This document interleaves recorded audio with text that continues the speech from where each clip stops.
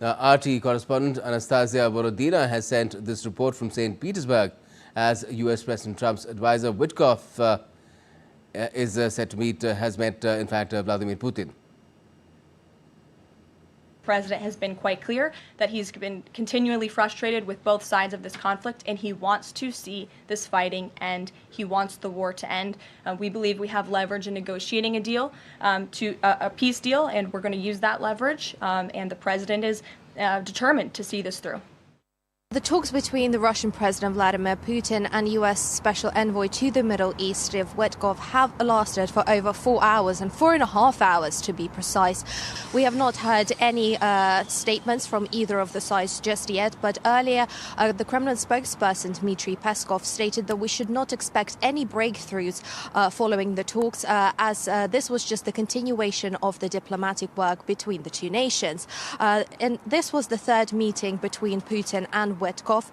The White House, on its behalf, underlined that Witkoff's visit to Russia, to St. Petersburg, is another step towards achieving truce in Ukraine.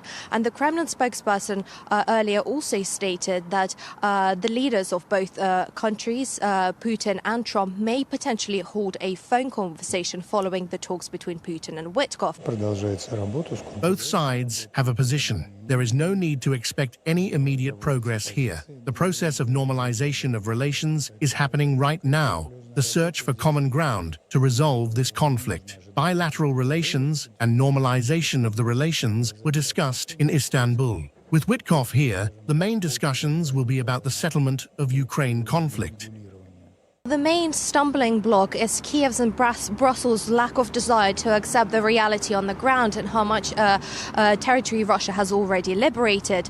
And according to reports, after Witkoff met with Dmitriev, who's Putin's special envoy for investment and economic cooperation, Witkoff sat down with Trump and delivered a clear message that the fastest way to actually achieve a peace deal is to give Russia the ownership over 4 eastern regions in Ukraine. The largest issue in that conflict are these so-called 4 regions: Donbass, yes. Crimea, the names Lugansk, yeah. Lugansk, and there's 2 others.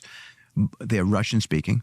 Yep. There have been referendums where the overwhelming majority of the people have indicated that they want to be under Russian rule. Yes. I think that's the key issue in the conflict.